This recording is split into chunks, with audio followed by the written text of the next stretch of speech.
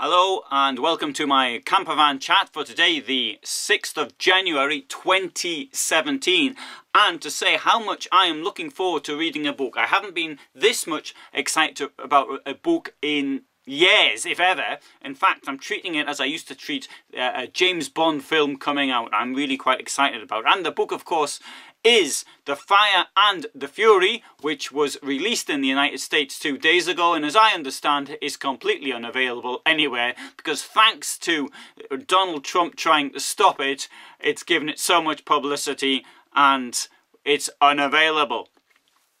Now, I haven't read it myself, I haven't even seen it, and all I know is what is anticipated about it. There's something called anticipated news, which has been on the go for about 30 years now. That is to say that it will be presented something along these lines.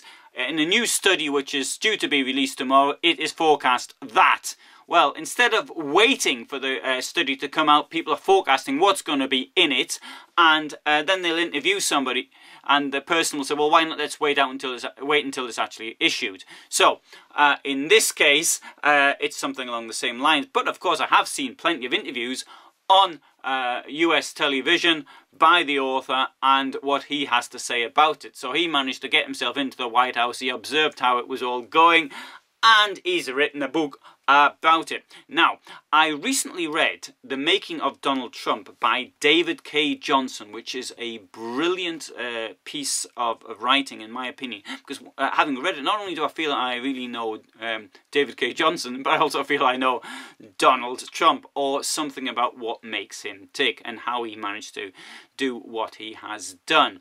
I know a little bit about real estate as well, because I was involved in real estate financing, and I'm going to do a video on that. And what I want to do this video on is to show how it's normally done when you have a project, and then we'll compare it to how Trump is allegedly doing and how he's managed to do things since his bankruptcies, when no normal investor is clearly going to give him money. But we'll do that in a different time, and not today. It might even be in the book for all I know, because I haven't read it at all.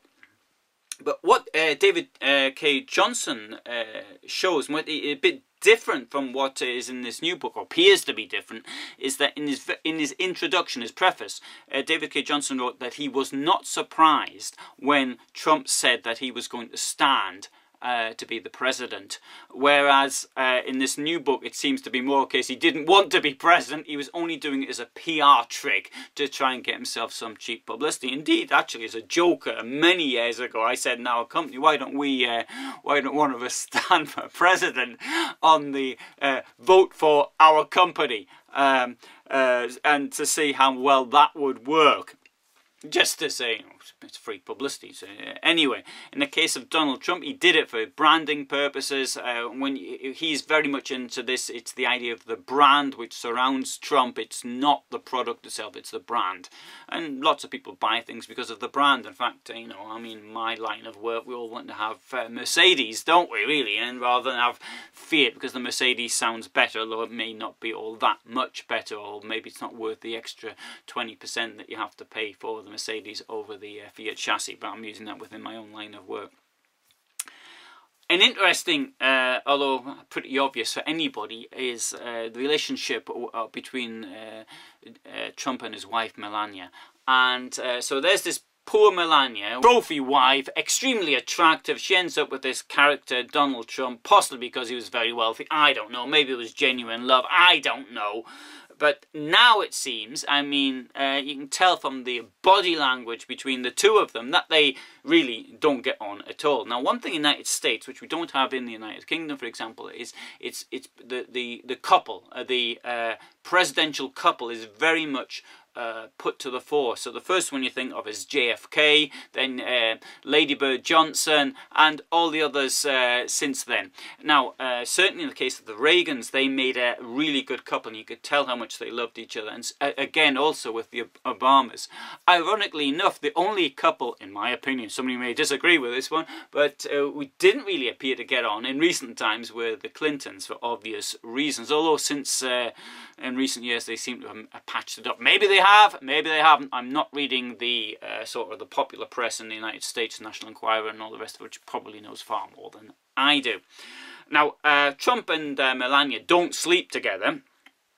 We know that from the book, and apparently he locks his door at night to stop her getting in, and then he sort of eats McDonald's on the bed while watching 3 televisions. Well, anybody who knows anything about women, and you think after 3 marriages he should, and all these alleged women he has had, and I'm sure in a lot of them are not just alleged, but he has had them. He should know by now that this is not the sort of thing that women go for, at least appears to me to be the case. You know, eating in bed is definitely a no-no as far as any ladies that I've ever met are concerned.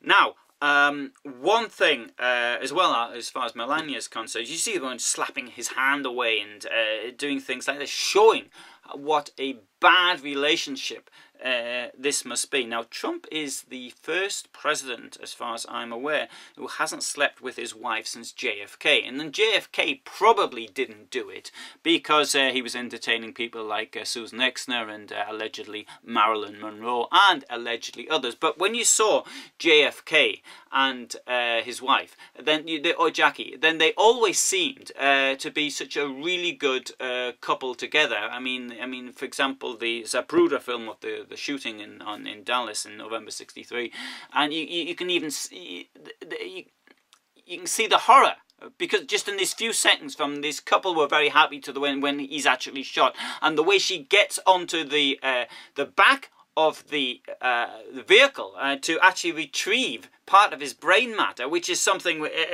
totally illogical, and but from that one gesture, in my opinion, you can see the depth of relationship with them. Anyway, you can actually, so there's a film showing the entire what happened on the day of the assassination from the rival in Dallas, what was from Fort Worth to Dallas, and anyway, that's for another time. Now, according to another book I recently read on JFK, the dark side of JFK, it's called. What he would do at night was he'd invite into his bedroom one of the Secret Service guys, and then they'd have something to drink together. He'd he'd be in his pajamas, he'd get beside the bed, he'd say his prayers, and he'd go to bed and say good night, whatever, to the Secret Service guy. But his missus wasn't there. In the case of Trump, I don't know what the Secret Service guys are doing. Maybe they're bringing his McDonald's. Now, I think another very interesting book which is going to come out is what Melania has to say about her relationship with her husband. But we'll have to wait for the divorce for that to happen first. So there's something to look forward to. And the film from the book, and of course the film on the Fire and the Fury, which will be out before long as well, I imagine. Trump likes to eat at McDonald's, apparently, because he's frightened of getting poisoned. He eats cold McDonald's, because it must be cold by the time it gets to him, because he doesn't want to get poisoned. I think that says quite a lot about him. Another really interesting thing is this now coming to this fight between him and Steve Bannon. I think between the two of them, two particularly obnoxious characters. I get the impression that Steve Bannon is trying to set himself up, or try to set himself up as a replacement for the alt-right, the alternative right, that is to say, the right which lies, because this is the fantasy world of the alternative, which is not the real world of normal people. It is the fantasy world of the conspiracy theorist. And Bannon tried to distance, he actually isn't involved in this, what he terms to be corruption and treason related to the Russia investigation. And to be quite honest, I actually think I agree with him on that. It's probably the first thing I ever agreed to with him on, ever. But so he's trying to set himself up as the replacement for Trump for when Trump falls. I mean, that's my interpretation. Having said that, he isn't the figurehead. The figurehead of the entire thing is Donald Trump, not him.